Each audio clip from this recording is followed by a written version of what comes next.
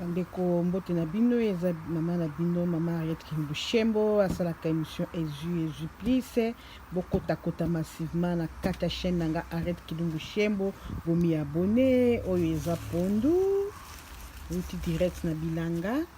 oyo eza banzete pondu tokolo nango lisusu ekobima pondu yango wana kuna musika na mafuta mbila bozomona yango wana kuna musika na mafuta mbila oyo nakolambela nango elubu na biso ya pondu yango wana eza kodenda bota omonde bozodenda mpona za musika tokosokola pondu na biso tosopeli yango mai ya moto tosokoli yango bien todongoli yango bomoni banzete yango oyo ndeti na mboka na biso na poto pondu ezaka pasi tokozongela poto lona lisusu pondu na biso bokota penza bomi abonné mingi na Henriette Kilumbou TV bokuta masolo kitoko surtout bino ba jeune fille bokota eleka kote kuna bokota penza bomi abonné chez Henriette Kilumbou na ba maman ba papa abonnez-vous. C'est la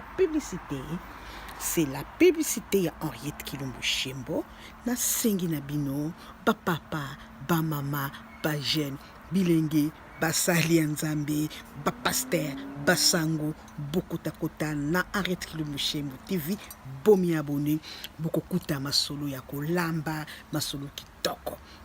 na sengi na bino bozala mboko Australie na Perth, Melbourne, Adelaide, Brisbane, Tasmania, Sydney bokota na Henriette Kilumbou bomi abonné soki bozana besoin ba fête bobenga mama Henriette Kilumbou TV na 0470 427 197 akolambela bino na ba fête anniversaire baptême communion mariage nyonso et de bukitoko meni ekote panabino na 5 bokota abonnez-vous Henriette Kilumbou TV masolo ya kitoko ya kolamba ya tokos ba histoire vraie ya tokos ba conseil ya kizali ok bye c'est mama Henriette Kilumbou.